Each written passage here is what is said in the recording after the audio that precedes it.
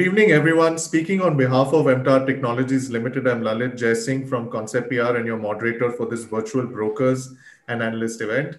I would like to take this opportunity to thank you for taking out your time from your busy schedules to join us. We appreciate your presence and extend a very warm welcome to all of you. The objective of today's live session is to understand MTAR Technologies' interest in raising finance via an initial public offering and what they do as a business organization. Under a normal circumstance, this would have been an on-ground event, but we are all increasingly getting accustomed to this as a safer and more convenient format of attending and conducting the roadshow. We hope you gather the same or a better experience from the comfort of your home and office. Before I review the functionality of the webinar, I would like to bring to light that the company manufactures critical and differentiated precision engineered products with close tolerances. The long-standing relationships with esteemed organizations like NPCIL, ISRO, DRDO bears testimony to the company's niche capability, and the same has been seen in the success and pride through many projects of national importance like the Mars Orbiter mission, Earth Observation Satellite, and the Chandrayaan 2 mission. Additionally, the company has been focusing on indigenization and leading the way for Atma Nirbharta. Moving ahead, you will be kept on mute throughout the event, and all questions will be answered via the Q&A chat box only, where you can type your question in session or at the end of the webinar. Would request all participants to please limit yourselves to 3 questions if possible and use a lowercase font when typing your question. If we miss answering any of your questions, don't worry. You can email us at ipoteam@conceptpr.com and we will try to be swift in responding back to you. Going forward, it's a great pleasure to introduce the speakers of today. From the company, we have Mr. Parvat Srinivas Reddy, Managing Director and Promoter, Mr. Devesh Dhar Dwivedi, Chief Operating Officer, Mr. Sudipto Bhattacharya, the Chief Financial Officer. The representation of the bankers are Mr. Anuj Mittal, Director Corporate Finance, JM Financial Limited, and Mr. Devendra Mahdev, Vice President Investment Banking, IIFL Securities Limited. On behalf of the company and the lead managers to the issue, let me thank all participants for being a part of this session.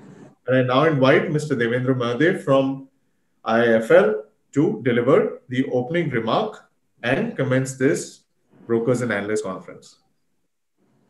Hi everyone, thanks Lalit. A very good afternoon to everyone and thank you for joining us for the analyst and broker meet of the IPO of MTAR Technologies. It is our pleasure to host everyone today, and on behalf of the management, we extend a very warm welcome.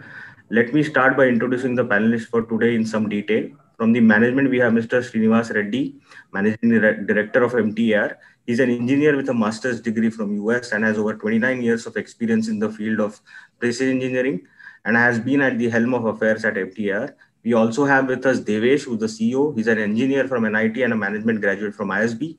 He leads operations for MTAR. We also have with us Mr. Sudipto Bhattacharya. He's the CFO and a CA. From the bankers end, it's me, Devendra, and I also have my colleague Anuj from JM Financials. We are extremely excited in bringing such a high quality company in the niche manufacturing sector to the Indian capital markets. The company's key strength lies in its engineering capabilities. This has enabled them to offer complex precision manufacturing components to their customers. The key words to note are precision as well as complex. We do not think that there is any other listed peer in India with the capabilities which MTAR has to offer. This capability with their track record of timely delivery for their customers has earned them strong reputation and earned them customers like NPCIL, ISRO, DRDO, along with multinationals like Bloom Energy. Elaborate on the details of the IPO, we recently, in fact, the management concluded a 100 crore pre-IPO with marquee investors at an issue price of 540 rupees. The IPO is a book build issue. The price band has been decided from 574 to 575. At the top end of the price band, the issue size will be around 597 crores with about 124 crores of fresh issue. The issue will open on the 3rd. The anchor will open on the 2nd. The issue will close on the 5th of March. We look forward for your support to make this IPO a grand success. And with this, I will give back the proceedings to Lalit. Thanks, everyone. Thank you, Mr. Mahdev, for the introduction of MTAR Technologies initial public offering and the issue's key highlights. I would now request the moderator to please play a short corporate audio visual of the company.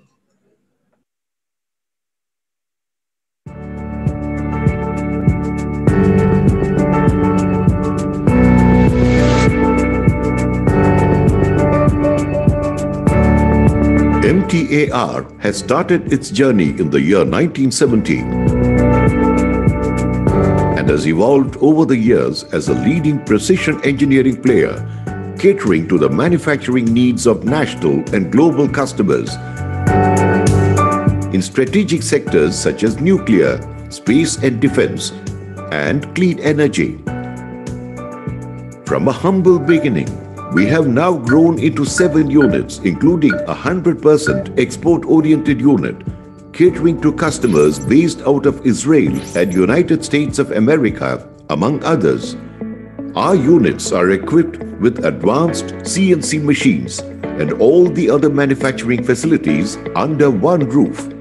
MTAR is capable to provide one-stop solution for major manufacturing and integration requirements. We have in-house micro to heavy precision machining, specialized fabrication and welding capabilities, vacuum brazing facilities, assembly and testing, heat treatment, surface treatment, and special processes such as painting.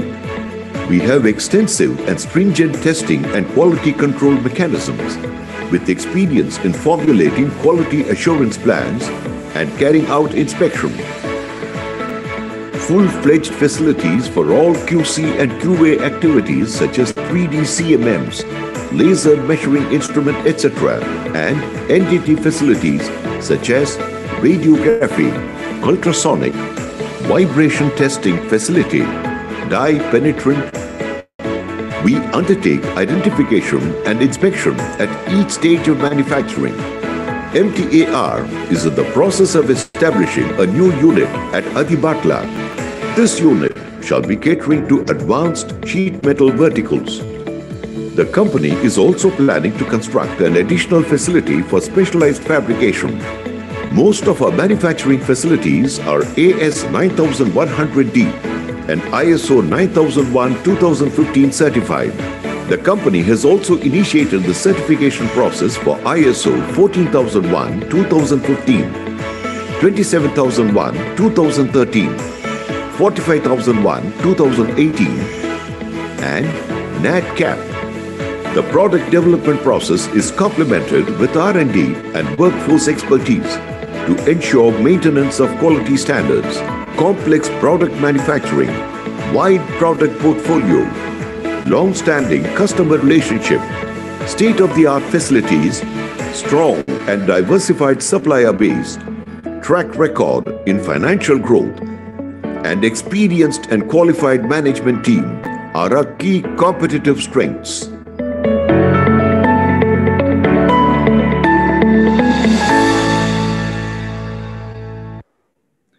The AV must have given you a crisp understanding of what the organization does, but it cannot get better than hearing from the Technocat management and the leadership. I would now request Mr. Parvat Srinivas Reddy, Mr. Devesh Dwivedi, and Mr. Sudipto Bhattacharya to take us through the organization's journey, struggles, and victories. Subsequently, take the attendees through the company's investor presentation to cover its business and financial details, as well as touch upon its key strategies going forward.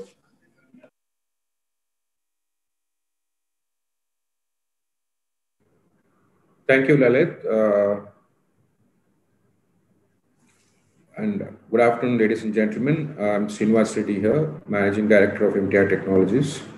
With me, we have our Chief Operating Officer, Mr. Devesh Dwivedi, who's a mechanical engineer himself. He worked in the DRDO earlier in the design section of the missiles division, and also with Bharat Forge in finance, operations and strategy. Has been a great addition to a senior management team over the years. We also have Sudipto Bhattacharya, who is our CFO, worked in companies like ACC, Lafarge, Haldia Petrochemicals, has 35 plus years of experience in finance and systems implementation, has been a great addition to our senior management team as well. So let me move on to the presentation. See, MTR evolved over the years as the leading precision engineering company. Hello.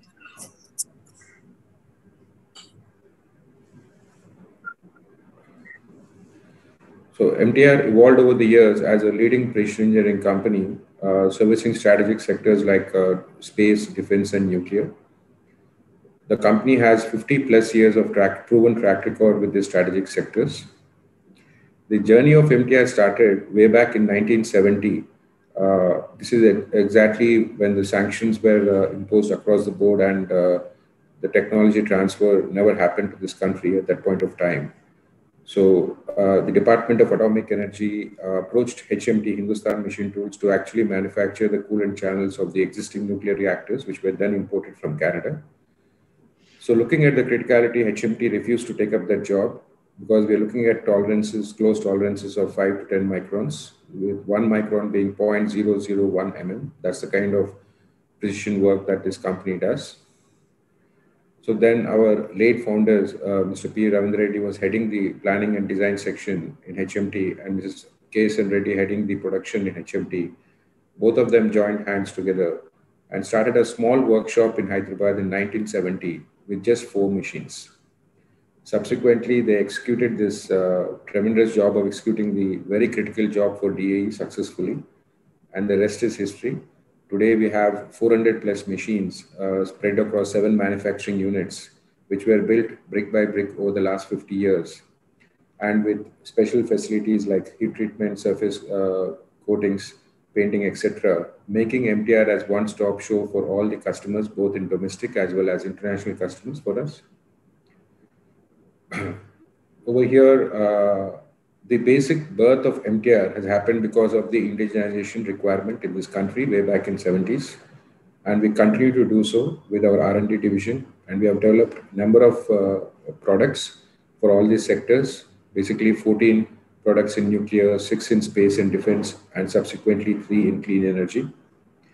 Apart from this, we have developed a number of import substitutes for the nation, specific to say the highlights being the ball screws, which are extensively used in nuclear, space, and defense, and also the water lubricated bearings, which are used in the nuclear reactors.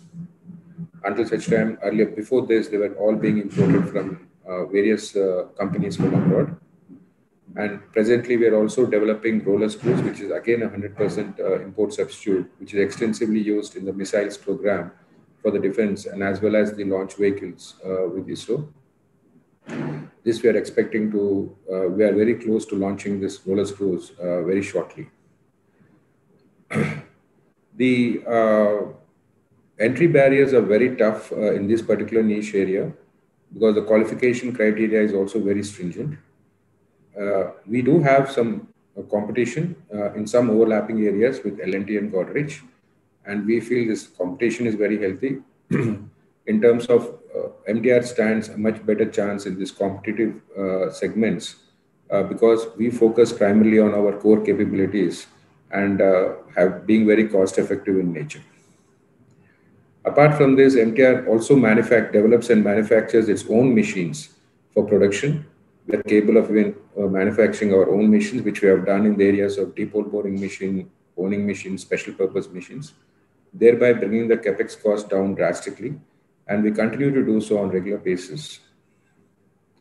We have a very strong engineering cell, which works with the R&D and supporting the planning and estimation departments, and also reducing the cycle times for various volume precision jobs for both exports and imports, and also trying to indigenize various products and assemblies for the nation in different sectors to avoid the required imports as guidelines given by our government of India at this point of time.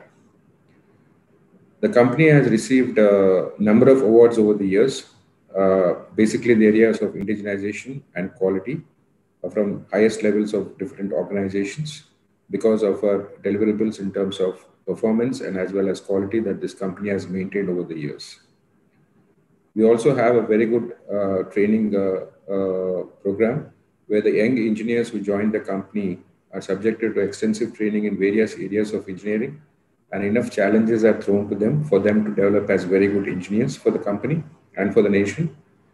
And also the training program is done extensively across all levels, right from senior management to middle management, to adopt to the latest technologies that we try to bring into the company as and when required.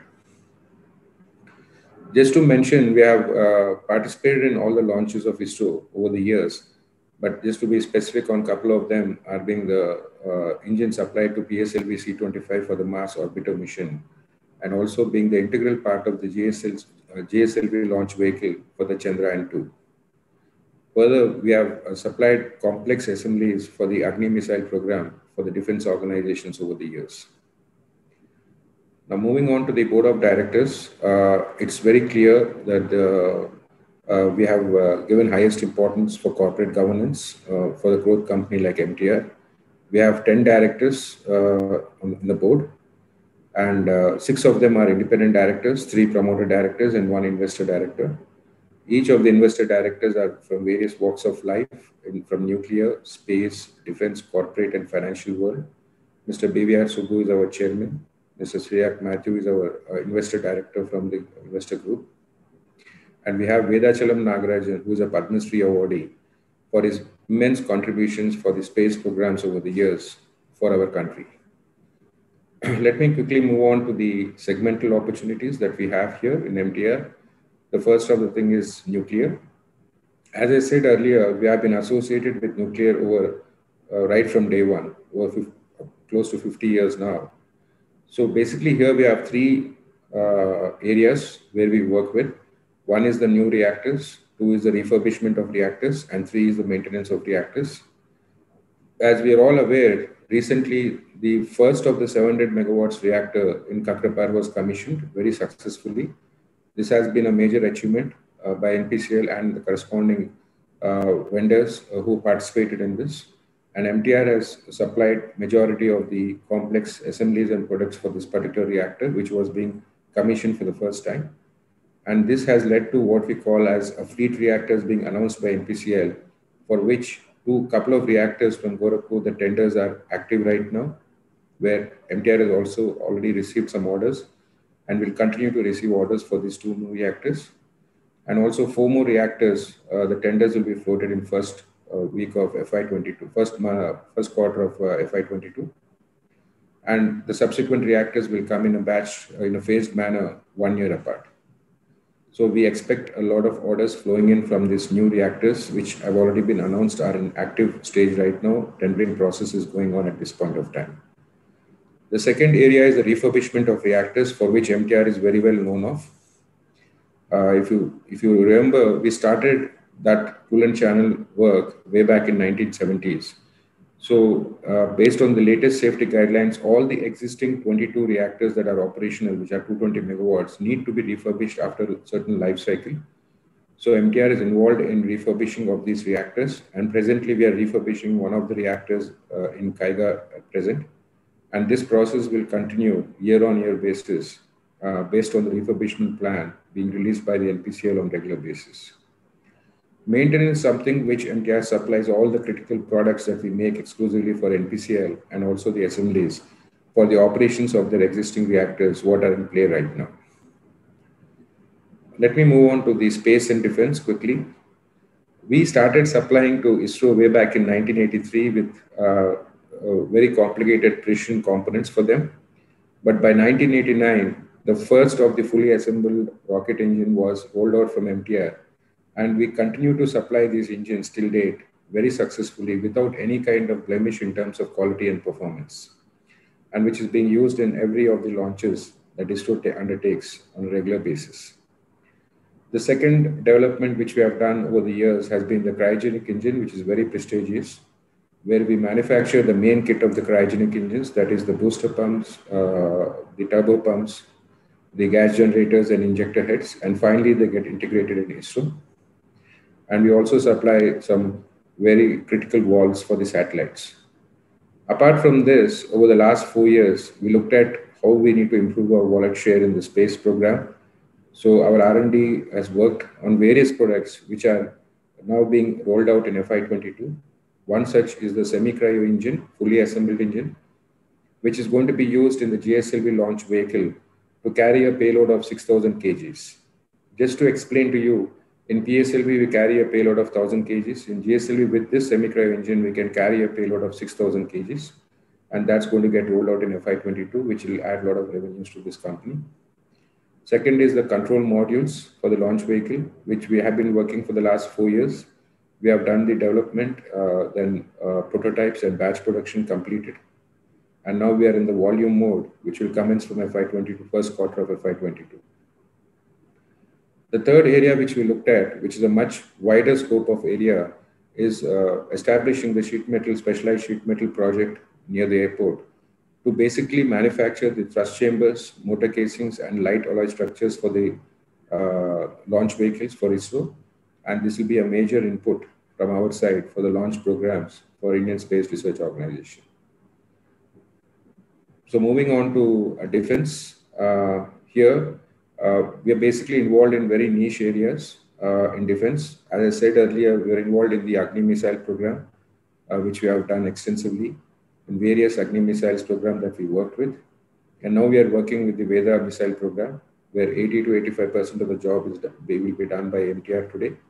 And apart from this, we are working on various metallic canisters, wing kit assemblies, actuators, etc. So as we are all aware, this is where our R&D comes into play based on the Atmanirbhar, which government announced, and also on the Make in India concept. Based on 101 items were banned to be imported, and also 108 systems and subsystems to be indigenized. So the company is working on, the R&D is working extensively on a fast track basis to see how soon we can indigenize various of these assemblies and products which Government of India is actually importing at this point of time. So as we all know, MTR is there right from day one in terms of indigenization, and we are right there to take this forward in a big way to support our government and to indigenize all their products, what we need for our nation to be very independent of the rest of the countries, depending on the technologies coming from abroad. Apart from this, finally, I can move on to the clean energy. This has been a big growth sector for us. In 2012, one of the MNC customers called Bloom Energy approached us to manufacture the solid fuel oxide units for them, which is very complicated in terms of intrinsic brazing technology, vacuum brazing technology, and complicated welding procedures combined with machining. It took 3.5 years for us to establish this. And once we have done that, from 18 units, today we are at a level of 180 plus units and growing very aggressively in this particular line. Apart from this growth engine, what we are going very aggressively, we also have a couple of more products that we have developed. One is the hydrogen units, which already the prototypes have been manufactured, and we can expect a huge traction coming from this growth engine, basically by end of FY22, beginning FY23. And also in electrolyzers, where we produce green hydrogen. That's where the entire world is moving for. And also it has been announced by our Government of India in the last budget. So we already built the prototypes for this, and it's under testing right now. So we are way ahead in terms of clean energy, working on that for the last 8-9 years. And we'll be able to develop more and more products and also add number of more companies to become their OEMs to manufacture based on their technologies, what they have at this point of time. Apart from this, we're also working with Andrix in hydropower projects, and we are looking forward in various other areas in clean energy that this company can contribute purely through its core capabilities that what we have developed over the years. As far as other exports are concerned, we're also exporting very healthily to leading defense companies in the world, that is Rafael and also Elbit Systems, working on their drone Hermes projects, etc. And we continue to do so and grow in this line as an independent vertical for the years to come. With this, I would like to conclude and like to say that we are operating at gross profit margins of 65% across all sectors at an average, with a very healthy order book of 1.7 times the revenue, and with a very substantial and very encouraging revenue growth for the years to come. And with this, I would hand over to Devesh, our CEO, who will take you quickly through the operations, and our CFO will take you through the financials. Thank you. Thank you, sir, and good afternoon, everybody. It's a pleasure to take you through the operations. I'll give you a very brief summary about the operations and then get into the details on each of the slides. We have 7 plants in Hyderabad and 400 machines across these plants, of which 160 plus are CNC type. This results in a high level of automation on the machining side. We also have in-house surface treatment capabilities like nitriding, anodization, etc. We are working to make these NADCAP compliant. We have one-of-a-kind assembly and integration facilities where there is a lot of implicit knowledge transfer over the last 50 years, and because of which these facilities are one-of-a-kind. We are also designing our own design for manufacture, or we are writing our own manufacturing plans. If there's any product, we would study it and come up with a design for manufacture, which is not provided by our customers. Because we do this and we do it over our own available machinery, we are able to carry out effective utilization of our machines, which are high capability general purpose machines across the business segments, across the customer segments. And this kind of an infrastructure allows us to maintain efficient operations, stringent process control, a high quality track record, and improve the execution schedules. Excuse me. We have highly trained manpower, and the average experience of the MTR employee is 15 plus years. We have an engineering cell which backs up our process planning and estimation. It works on new product development and cycle time reduction. We are valued for our manufacturing process knowledge and our domain knowledge of inspection and assembly. We are also valued for getting it right the first time. In most inquiries or product lines, we are one of the limited set of 2 or more companies which are pre-qualified by the customers. Our senior management team, especially Mr. Srinivas, is keyed on to these customers. We retain a high level of personal touch and interaction with the customers, which is a legacy from our founder chairman, Mr. Ravindra Reddy. And due to this, the company enjoys high clarity on the upcoming projects and programs. Now I'll cover a couple of, some bullet points on each of the slides. Let's go into the case study on the rocket engine. On the bottom left, you see the Vikas engine, which is been around for 30 plus years, and this has been used on the PSLV missile rocket as well as on the GSLV rocket. MTR has been supplying this for the 30 plus years. We have a 100% safety and acceptance record for this engine. Every flight of ISRO has components and systems going from MTR. The Vikas engine is a good example.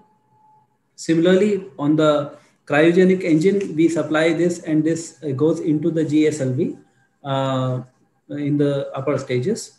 And here again, we have got 100% acceptance and safety record. The third item is the semi-cryo engine. The semi-cryo engine is a game changer technology where it would reduce the launch cost for ISRO in a big way, and which we will supply in the next financial year onwards. In terms of manufacturing, this is a pretty complex items. There are about 15 plus manufacturing and assembly stages to each of these engines, and the criticality can only be imagined. Each of these engines, what we have supplied, they have got 100% acceptance record. Now let's come to the FM head on the bottom right. This is critical equipment, 15 tons plus. And this equipment is required on the side wall of a nuclear reactor, one on each side.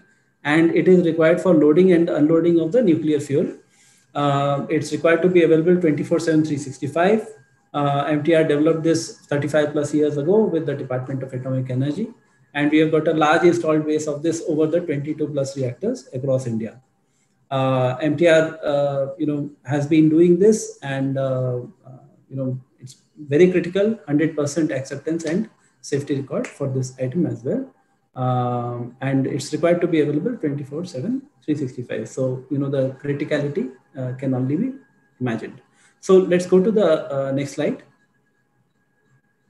We have got 14 plus products on the nuclear side, 6 plus on the space and the defense side, and 3 plus on the clean energy side.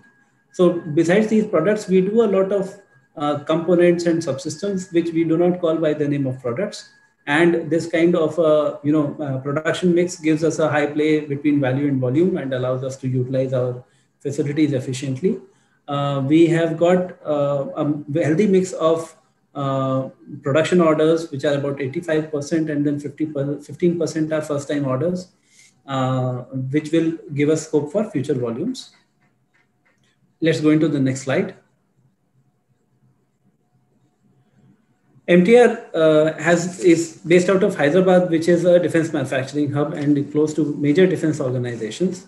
We are able to leverage this for getting access to high quality trained manpower, as well as access or absorb high quality, cutting edge technology, which can be utilized profitably for keeping the company on the cutting edge.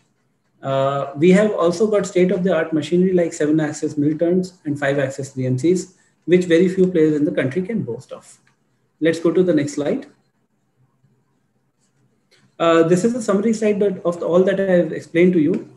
Besides this, the sheet metal and the fabrication areas where the company is planning to expand, these are high value segments. These are, what we are making is some very critical equipment or parts where either the value addition content is very high, and also the quality requirement is very high. For example, this is equivalent to making fuselages of various kinds of aircraft. So with that, let's go to the next slide. Thank you. Coming to the supply chain aspect, we have the requirement to work across all kinds of metals and therefore have developed a large and a diversified global supplier base. We work with highly specialized steel like 17.4 and have to employ extremely stringent standards in our quality checks while selecting our vendors and carrying out insourcing. In the area of space and defense, most of the orders received are on free issue of materials basis. The material is given to us by our customers free of charge against a bank guarantee. And in such cases, our revenue only captures the value addition that we do. Now with this, I just like to articulate the strategy of the company. Let's go to the strategy slides, please. So how we are planning to grow, going forward from here is we plan to capitalize on the large expected orders in the nuclear and the clean energy sector. We will be increasing our scale and scope by addition of capabilities in sheet metal and fabrication, leverage our large greenfield facilities at Adipatla of 9.5 acres, and work on import substitution. We will be keeping a tight control on the raw material costs and maintain the efficiency of production on the shop floor. We will also maintain a high focus on our manufacturing capabilities, identify and remove bottlenecks to address any capacity issues and address any manufacturing constraints by aggressively removing the bottleneck, adding capex or using technology as required. We plan to expand our customer base, especially in the clean energy, which might further drive our export growth. We also plan to further increase our product portfolio within Bloom Energy with hydrogen-based equipment like electrolyzers and sheet metal components. So with this, I will conclude and request Sudipto to take over on the financials.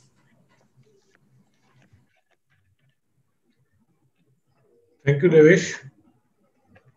Okay. I would now quickly take you through some of the results of this wonderful business that was presented to you by Srinivas and Devesh. The past financials in some detail are already provided in slide numbers 31 to 34, which you may kindly refer to. Our order book has been growing steadily at about 30% CAGR over the last 3 years. Our current pending order book is about 1.5 times that of our estimated revenue for the current year. This gives a strong visibility of growth going forward. MTR has enjoyed significant growth in revenue over the past 3 years at 16% CAGR. We expect to close this year upwards of 250 crores, continuing the growth trend. We had lost about 2 months of operations due to COVID-related disruptions. However, in spite of the COVID-related disruptions and the loss of operations, the MTR team has been able to deliver strong revenue growth in the first half of financial year 2021, along with maintaining margins. The gross margin level of the company has been consistently high at 65% due to our presence in the high margin niche sector, as explained by Srinivas. MTR's EBITDA has effectively doubled from 33 crores to 63 crores between FY18 and FY20. Our EBITDA margins have also been growing, and with the current capacity being around, capacity utilization being around 50%, we expect our margins to improve further in the next couple of years as leveraging economies of scale. Next slide. Thank you. The strong growth in EBITDA has been coupled with strong operating cash flows, which is driven by our focus both on improving operating margins as well as working capital cycle. In FY20, the operating cash flow was about 56 crores. And when this is compared with the EBITDA for the comparable period of 63 crores, it indicates a healthy operating model and good liquidity in business. However, in the first half of financial year 21, our cash flows got affected, and which is an aberration mainly resulted from the disruptions related to COVID. The company is steadily coming out of the effects of those disruptions and expect to have sustained cash flow generation as we enter the next phase of high growth at 40% plus revenue over the next 2 years. The company has been able to maintain very good liquidity in spite of having paid 3 dividends, having carried out the buyback of share, and having invested about 45 crores in capex over the last 3 years out of internal accruals. We have maintained a strong balance sheet discipline and are almost debt-free in spite of growing at a fast pace. Our ROC is also growing. We have delivered around 20% ROC in FY20. We expect the return ratios to improve further as we sweat our assets better. I now hand you over to Srinivas for his closing comments. Thank you. Thank you, Devesh, and thank you, Sudipto, and thanks a lot for patient hearing here. And I would like to thank JM and IFL at the same time. Now we can move on to the Q&A session. Thank you. Thank you, Mr. Reddy, Mr. Dwivedi, Mr. Bhattacharya, for taking us through the presentation, and of course the 3+ decade experience in nuclear, space and defense, and almost a decade's involvement in clean energy sector shows promise. We hope the attendees have captured enough and more understanding of MTAR's business model, its financial soundness, and differentiated product portfolio. So the floor is open for participants to ask questions. I would like to reiterate to type your name and organization details in the Q&A chat box for the moderator to take note and address your query. Note, in the interest of time, we will be restricting it to 20 to 25 questions only. Repetitive questions will be skipped. Okay, sir, a question has come in with respect to, the order book, given the current order book being 336.19 crore. Could you give some more light on it in terms of, the orders further going forward, and, what is the trajectory going to be?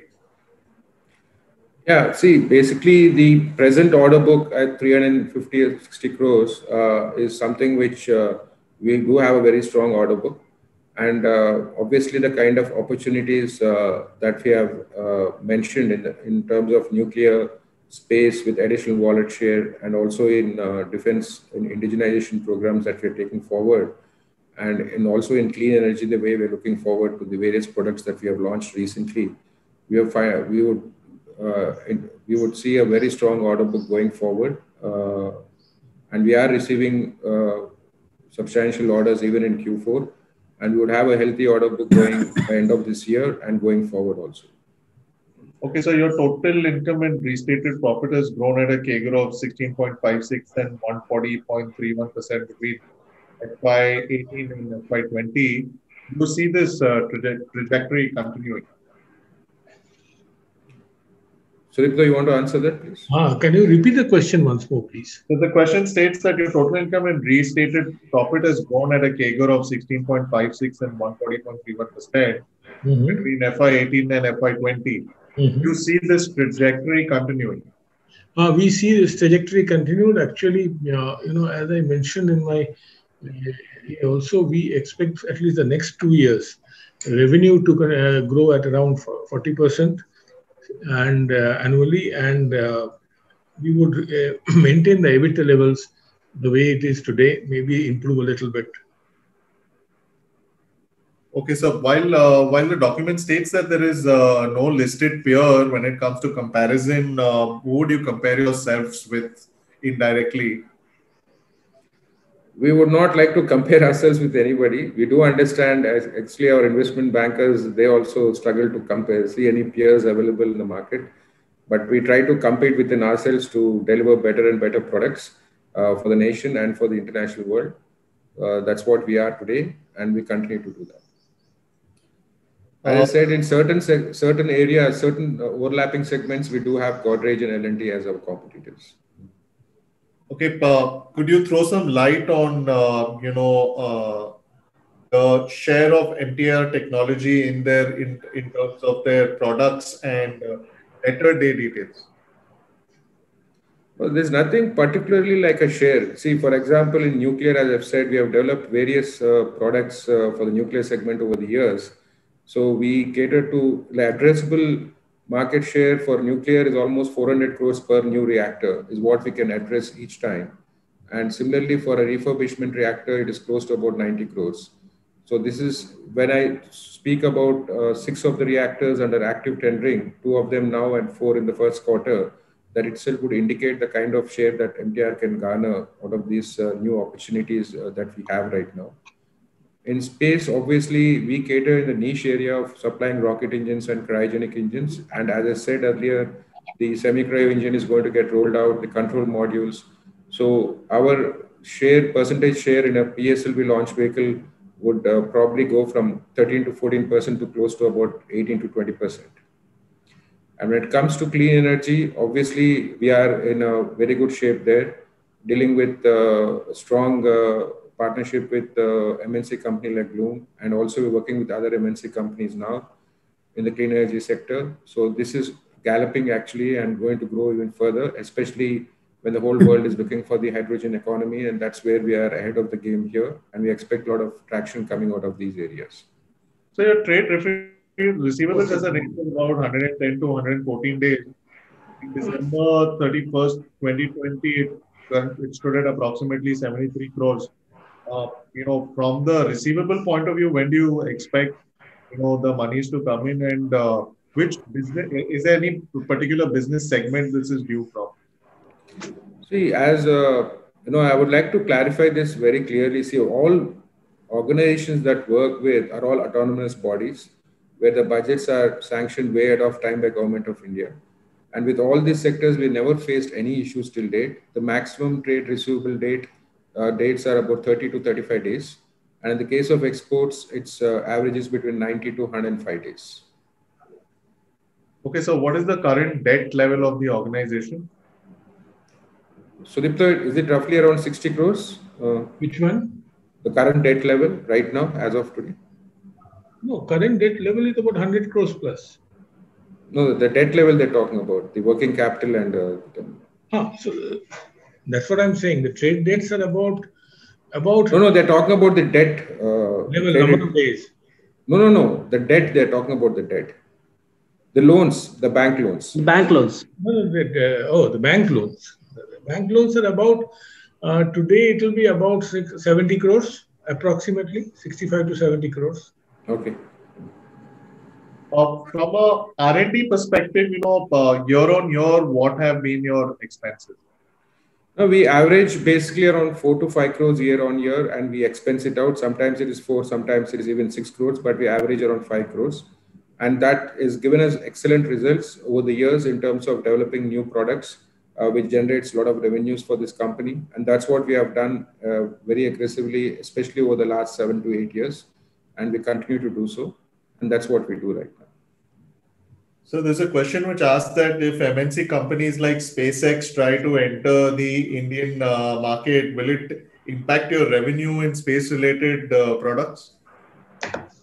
That's never going to happen. See, basically, you look at the cost of the launches from India, the lowest in the world. So that's never going to happen.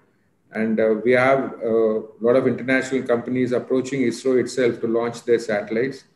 And with privatization around the corner, I would expect this to be even more foundations, even more stronger than before. So I don't see any kind of competition from a company like SpaceX launching satellites from India. That's not going to happen. So particularly to the nuclear sector, is MTAR the only company currently working with the government? No, as I said, we have L&T, Godrej as our main competitors in nuclear in different overlapping segments. We do have them there. Okay, so from the prospects from Bloom Energy, there is a question which states that we understand Bloom Energy product is environmental friendly, uses CH4. So, what is the footprint in CO2 emission, and what is the power price uh, per WT, and what is the grid price in USA? What kind of growth do you see in the Bloom Energy product? What is the consistency in order from ISRO and defense, and what is the market size which you can grow to? See, let me start off with the clean energy. In the solid fuel oxide area, Bloom has got the maximum sales close to, I think, $900 million to $1 billion right now. Now, how this has happened is over the last 7-8 years, that's where we come in. As I said, we are like partners in terms of manufacturing their designs. Is we have the cost reductions have happened over the years in terms of design changes from their side, where a lot of input costs have come down, and that's a continuous process. And today, in United States, they are competing with 12 states with the grid right now. They're much cheaper than the grid power. And to what knowledge I have or information I have, by end of this year, they would capture another 14 additional states where they become a lot more competitive than the grid power. So what it says very clearly is that over the years, it has evolved as the most cost-effective way of producing power, and that too in a clean manner.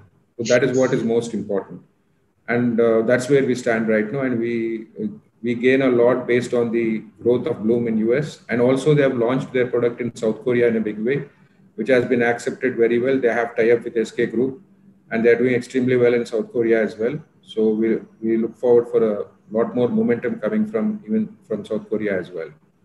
When it comes to defense and space, as I said, we'll have about 32 launches over the next 2 years. As announced, it's available very openly in the website, and with 3 special launches. So that's what we're looking at, where we participate in all the launches.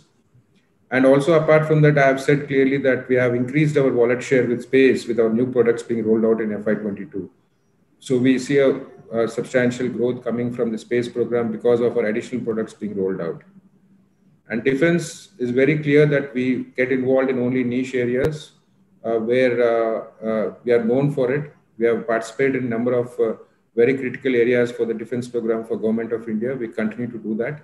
And in fact, we are also exporting in huge numbers assemblies and products to Rafael and Elbit Systems, the leading defense companies in the world, in Israel, where the technology is way advanced. So we're capable to even supplying to them. And they've appreciated our efforts over the last 2-3 years, and we continue to do that. So what has been the net impact of COVID on the organization? Could you throw some light on that? Yes, we did have an impact in the first half of the year, as the CFO has clearly mentioned in his presentation. But what has really happened is we had 2 months of lockdown, but I would really appreciate the entire senior management team, the engineers and the workforce to come together and catch up on the lost time. And we have successfully done that. And today we can proudly say that we're able to achieve the numbers, what we promised to our board of directors at the beginning of the year, much before COVID. And we are right on track with that. And I would really appreciate the entire team to basically achieve what they have done till date. So with respect to the postponement of projects, of course, because of aberrations like, COVID coming in, the kind of cost overruns that come into the picture, do you have provisions for these? We never had that kind of a situation at all. The reason being, we had a very strong order book that we should not forget. So we were executing the orders what we had, and we also were getting the free issue material from the departments like space. They give us free issue material, and the raw material is not in our country. We don't purchase the raw material. So we had enough support from the organizations. We had a strong order book for which we executed what we had on hand. So we didn't technically have any such issues. Whatever orders for the future were supposed to be released during the first half, all such orders are getting released during the second half of the year, which are for the future years. So that's why I said our order book would grow over the next 4 to 6 months, even much stronger than what number we are showing there. So it is understood that you are eligible and currently enjoying a reduced tax rate. Will that continue in the future? Sulipto, you want to answer that, please? Yeah, we are enjoying a reduced tax rate, which is where the threshold limit for turnover is about 400 crores. So we expect to cross that, let us say, in 23, definitely, if not earlier. However, we are seriously, we have not been going to the lower tax regime, which is on offer, because we had certain tax benefits which we wanted to complete. So in all probability, in the next year, we will go for the lower tax regime, which also requires that we do not make certain claims for exemption and deductions. In which case, my tax rate effectively will become about 25%. From the current mix of development versus volume-based production, will that continue to stay in the coming times too? I understand, but Srinivas is the best person to tell you. Yeah. See, the development activity is a continuous process in MTR, and volume-based is something which obviously we will be going for. But we'll never forget, as I said very clearly, our R&D continuously works on developmental activities for indigenization of products, which will eventually lead to that kind of volume production or the growth for the company. So both go hand in hand, and that's why we have a strong R&D division with a team of engineers working on it on regular basis, and that's been our strength over the years. So let's not forget that this company was built over 50 years brick by brick, and we continue to do that very sincerely to indigenize as many products as possible for the nation and for the benefit of the customers. So there's a question which asks that in case there is a shift to move from the cost effectiveness point of view to semi-cryo engines, will it lead in any kind of revenue decline for MTAR? What is the percentage? What percentage is the current revenue contribution of cryo engines to MTAR? See, semi-cryo engine is roughly, Devesh, is around 5 crores, right? It's much more than what we are doing today. Yes, sir, you're right. Revenues will actually double, right? So that's what it is. Sir, I'll come in here. See, the semi-cryo engine is basically, designed for a particular type of GSLV, rocket. When you are having the launch, weight, the weight of the payload, going above 5-6 tons, that is where it really kicks in. And the existing technology, the cryogenic, it is not a situation where one will replace the other.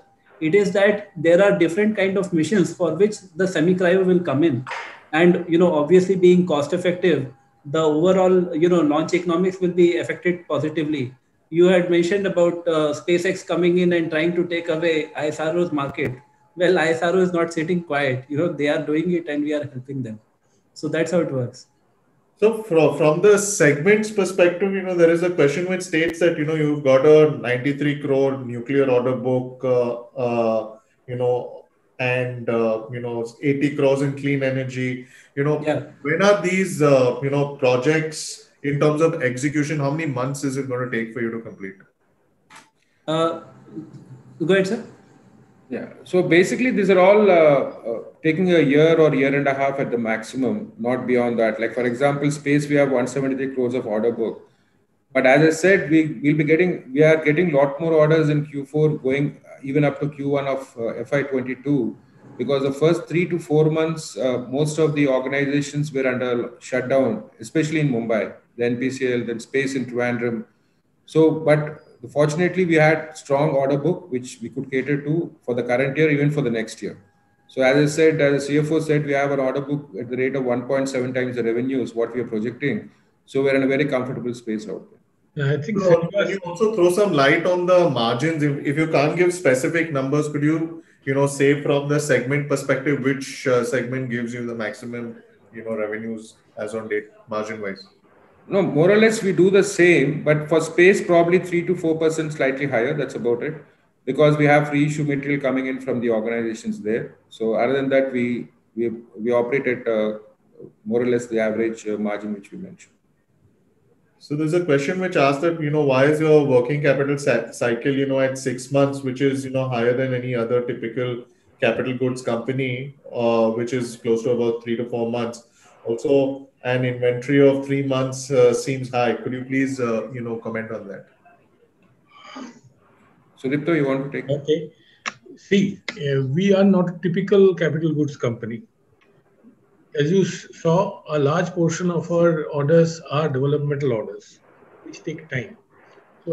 So therefore, we carry heavy inventory for those.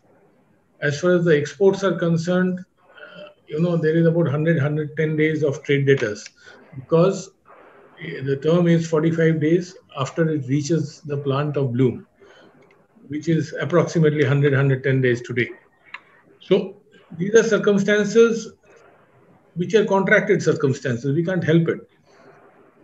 But we are trying our best to reduce the cycles, and also our margins are good enough to handle such working capital heavy contracts.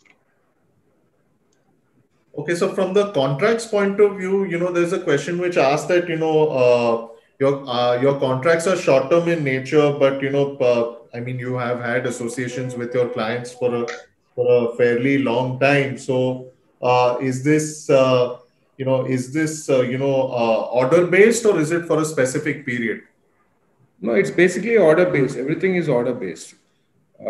Basically, we have the contract signed or orders given to us for specific requirements. Like, for example, rocket engines, they give an order for 12 to 14 engines at one time, which we need to deliver.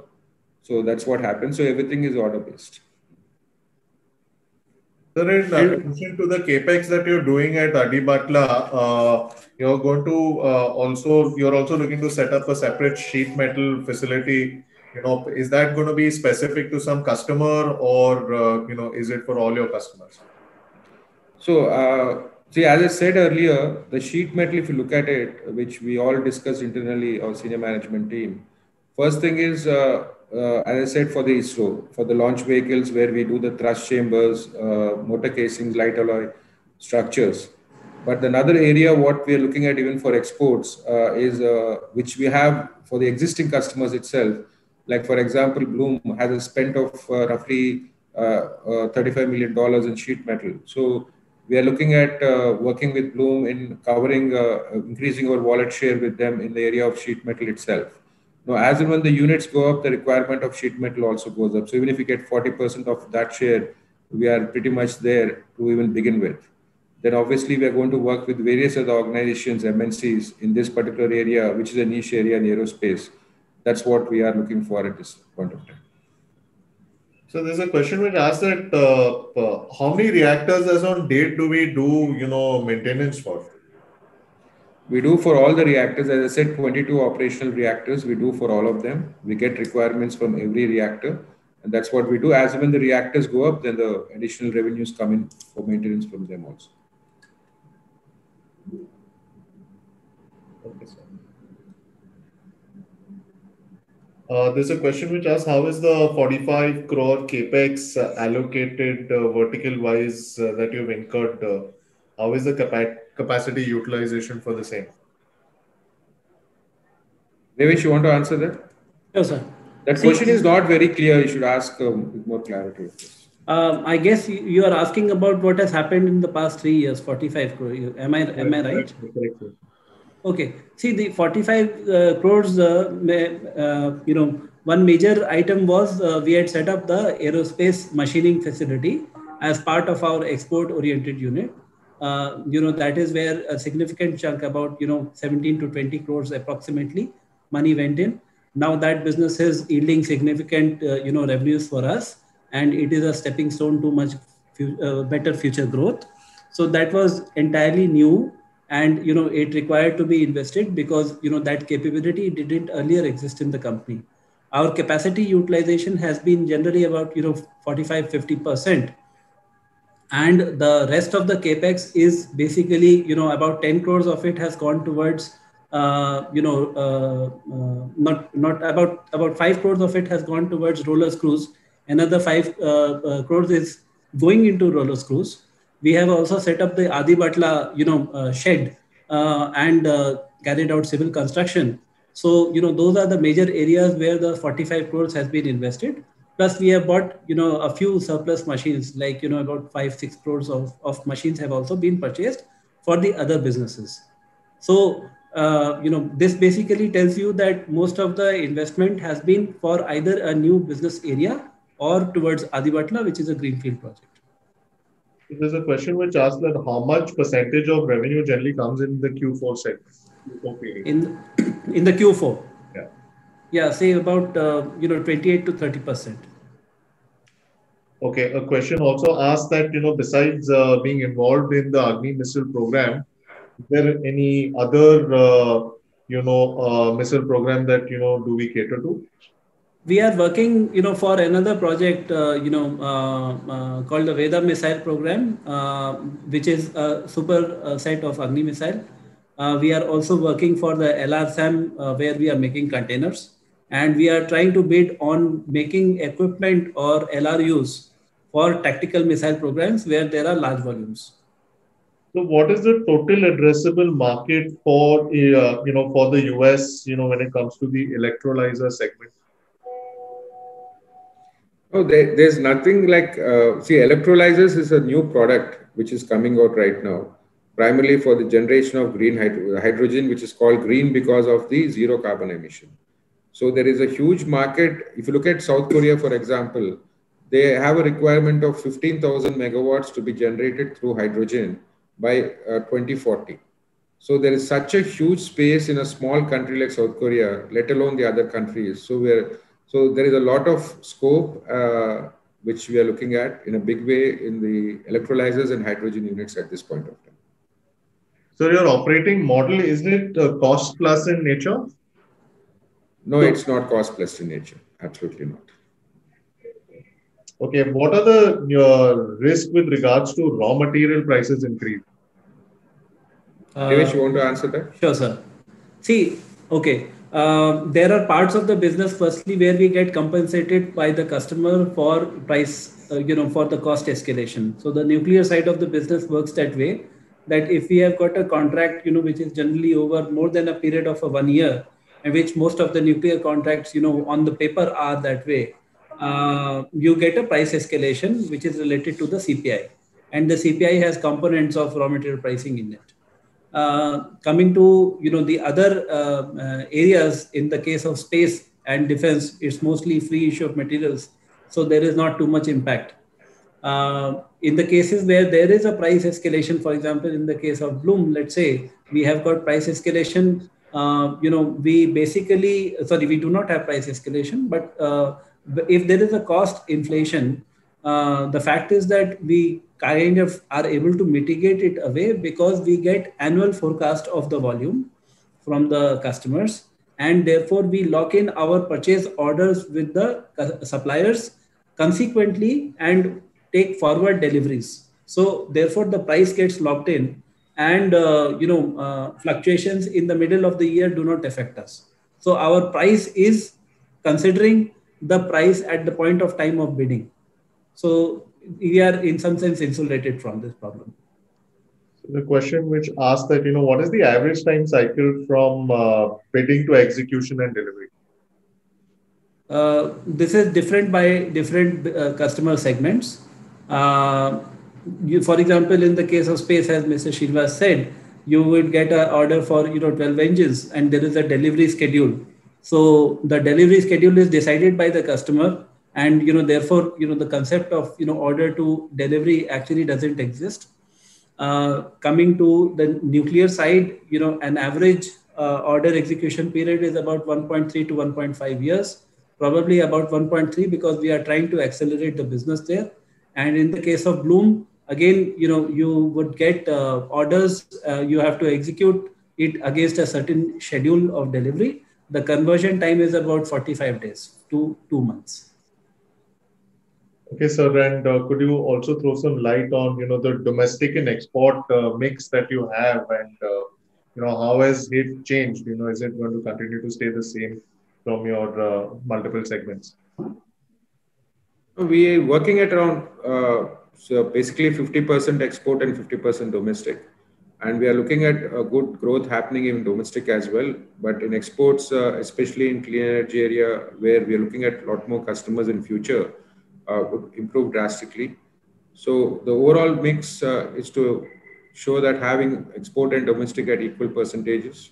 But in clean energy, if there is a real push on the revenues, then probably it can exceed by another 5 to 10% then. But it would be more or less, the important thing here is even the domestic growth engines are doing very well right now and will continue to grow in that area also. But clean energy sector might grow even much faster. In the nuclear segment, do we have some sort of contingent liability or indemnity insurance, as we play a critical work, of reactor maintenance? No, we don't have any liabilities there. What we give is for our products, we give a 1-year performance guarantee for our products. And over the last 50 years, there's not a single bank guarantee, whichever way bank guarantee has been encashed till today by any department with this company. And that's been a marvelous record that we have maintained till date. Okay, sir. Let's just wait for a few more questions to come in.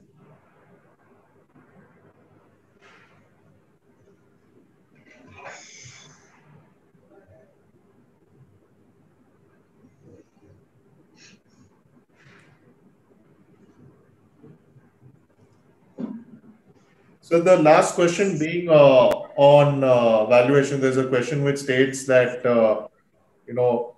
about 10 days back, there was a pre-IPO that was done at 540 rupees. Why is there a 30 rupee difference there? I suppose the bankers could take that question. Right. I think so. With respect to valuation, we can only guide towards, if you refer the RHP, you will be able to see the 9-month reported EPS. And that if you annualize, that will give you a valuation of around 40 times on trailing numbers that we are targeting towards in the price band. And these are the kind of valuations that we are seeing leading investors, anchor investors also support. And that's really the only guidance that we can provide. Thank you, sir. I mean, we'll come to the end of the Q&A session here. In case there are any answers, which are pending, we will respond back to the individual separately in written. Thank you, everyone, for showing interest in knowing more about the company and its leadership and its future potential. I would now like to call upon Mr. Anuj Mittal to please make the closing speech before we end today's webinar. Thanks, Lalit. So on behalf of the book running lead managers, I would like to thank Mr. Parvat Srinivas Reddy and his team for their valuable insights into the MTAR Technologies and its IPO. To recap, MTAR Technologies is a distinct primary market opportunity as it manufactures high precision indigenous components, subsystems, assemblies, having components with low tolerances to serve projects of high national importance, strategic sectors, which are nuclear, space and defense, and clean energy. The company has a proven track record of long-standing relationships with customers with 16 plus years of relationship with the likes of NPCIL, 30 plus years with ISRO, 40 plus years with DRDO.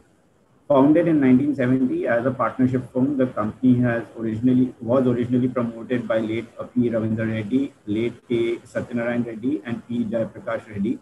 It is currently being led by the managing director and promoter Parvat Srinivas Reddy. To recap, the details of the current issue are as follows. Issue opens Wednesday, March 3rd, 2021. Issue closes March 5th, Friday. The price band is rupees 574 to 575 per share. Issue size is rupees 595 to 596 crores. The investor categories are as follows. QIB portion not more than 50% of the issue size. Anchor investor portion up to 60% of the QIB portion. Non-institutional portion not less than 15% of the net offer to public. Retail portion not less than 35% of the net offer to public. We look forward to your support to make this IPO a grand success. Thank you once again. Thank you, Mr. Mittal. Esteemed audience, we've now come to the end of the webinar. We look forward to your participation and support on making this initial public offering a great success. Wishing you all a great day and keep safe.